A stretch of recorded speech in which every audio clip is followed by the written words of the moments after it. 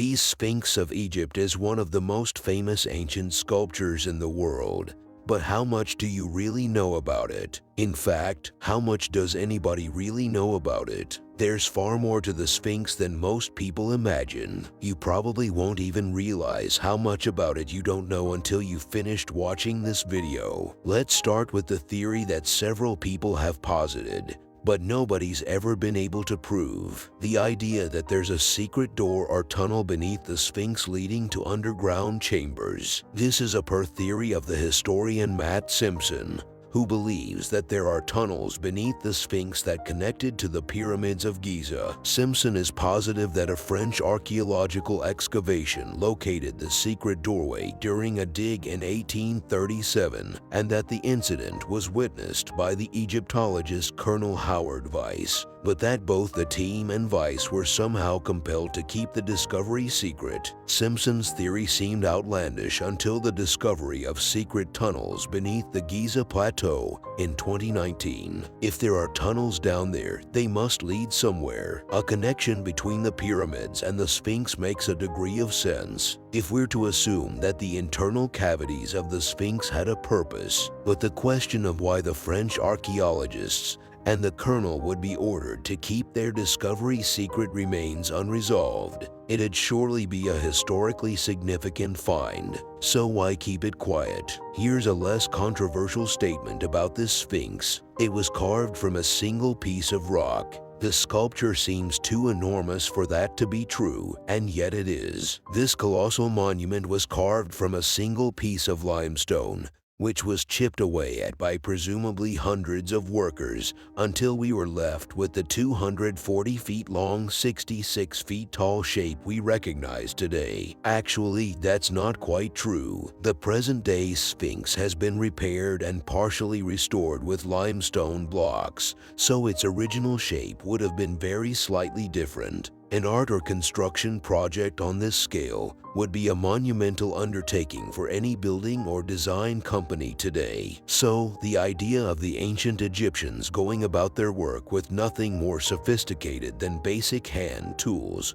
all those years ago is nothing short of staggering. We don't even know the name of the designer who oversaw the process, as unlike many other large sculptures and structures, the Sphinx don't carry any inscriptions to identify the people who made it. It's no wonder that some people believe it was made by aliens. We're back into controversial territory again with our next statement. The Sphinx might actually have been intended to be a representation of Anubis, the dog-faced god. Conventional archaeological and historical theory says the original face of this Sphinx was that of the pharaoh Khafre, but there are plenty of people who disagree with that assessment. One school of thought is that it may have been a lion designed to represent the star sign Leo, but lions didn't have any special status in ancient Egyptian culture. Dogs, on the other hand, did, and that was thanks to Anubis. Look again at the shape of the Sphinx with its flat back and the position of its legs. Does it remind you of a dog? Another point to consider is that Anubis was believed to be the guardian of the metropolis. If, as some believe, Giza Plateau is or was Acropolis, it makes all the sense in the world to have an enormous sculpture of Anubis looking over it. Could the face of this Sphinx have been altered in such a significant way since it was first made? It's possible. We've mentioned that there's no inscription on this Sphinx already, so it seems only right to ask who built it. If we disregard the Anubis theory and say it's a representation of King Khafre, it must have been built between 2558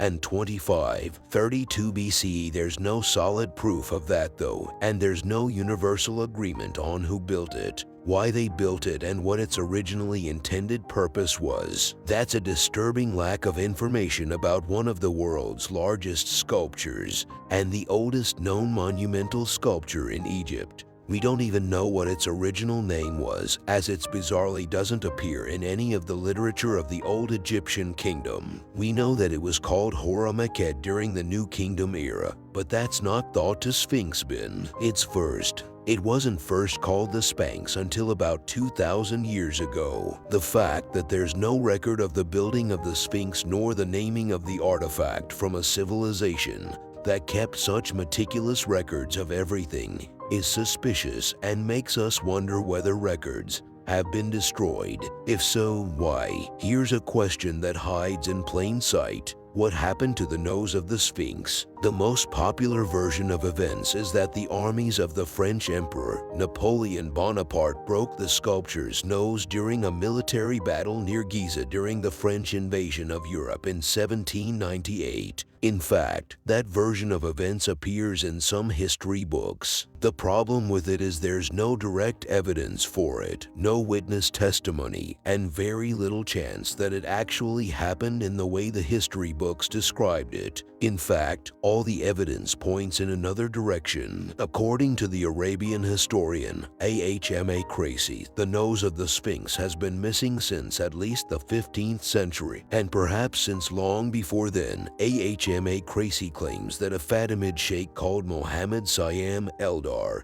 was responsible for the destruction of the nose, but there's no definitive proof of that either. The most controversial theory is that the nose was deliberately broken by Europeans upon their arrival in Europe to disguise the fact that the original nose had a classically African appearance and would have proved that the ancient Egyptians were black. Let's follow this a little further. Another idea is that the nose of the Sphinx was washed away by water erosion, but therein lies another problem. There's increasing evidence that through analyzing the effect of water erosion on the Sphinx, we can prove that it's even older than we already believe it to be. According to the geologist Robert Choke, the erosion that can be seen on the sides of the Sphinx could only have occurred over a period of thousands of years and necessitates regular rainfall. There hasn't been regular and constant rainfall in this part of Egypt for more than 7,000 years, and Cho's assessment of the erosion damage is that an age of around 12,000 years is more likely. That's unthinkable and would turn everything we think we know about Egyptian history on its head if it could be proven. In the interest of balance, we should point out that many of Shak's peers disagree vehemently with him and dismiss him as a fringe theorist. Still, the fact that there's water erosion damage visible on this Sphinx at all leads to some awkward questions that mainstream theories can't yet answer. One of the oddest things about this Sphinx is that it wasn't visible to the naked eye in the 18th century, which is yet another reason why the theory about Napoleon breaking its nose can't have been true. He wouldn't have even been able to see it until 1798. The Sphinx was completely buried under the Egyptian sand. It was only when the top of its head became visible after the sand shifted that anybody knew it was there at all. And it wasn't until the 1920s that the French engineer Émile Barrot started excavating. The project took him 10 years, and so it wasn't until 1936 that the people of the modern world were able to lay their eyes on the Sphinx for the first time in the 150 years beforehand. Several attempts were made by notable figures like the Italian explorer Giovanni Caviglia and the French archaeologist Auguste Mariette, both of whom had to give up when they were overwhelmed by the scale of the task. There's no way that the Sphinx became buried so deeply by accident. It'll be like suggesting that sand might one day rise up and swallow the pyramids. The Sphinx was buried deliberately. We don't know who did it or why. We touched on our next question earlier on in this video. Well, let's give it to consideration. It deserves, is the Sphinx missing part of its head? By that, do we mean that it once had a full forehead profile and upper skull? Alternatively, as some people believe that it once has a chin beard, it's obvious that the nose of this Sphinx has been badly damaged. But let's be honest, the rest of the face isn't in great condition either. Some of the wear and tear is to be expected after a minimum of 4,500 years standing in the desert. But not all of the damage to the monument's face can be chopped up to natural process. Someone has either disfigured or redesigned the sculpture's face, and it might well have happened to more than once. We're pointing out the obvious here, but the head is far too small for the body. The Egyptians were never so lax about proportions with their statues, something they were meticulous about. Either the head is not the original, which takes us back to the Anubis, or it's been chiseled down and chipped away at so much that there's barely any of the original left. There's been a far more recent mystery about the face of this Sphinx, and it all revolves around a photograph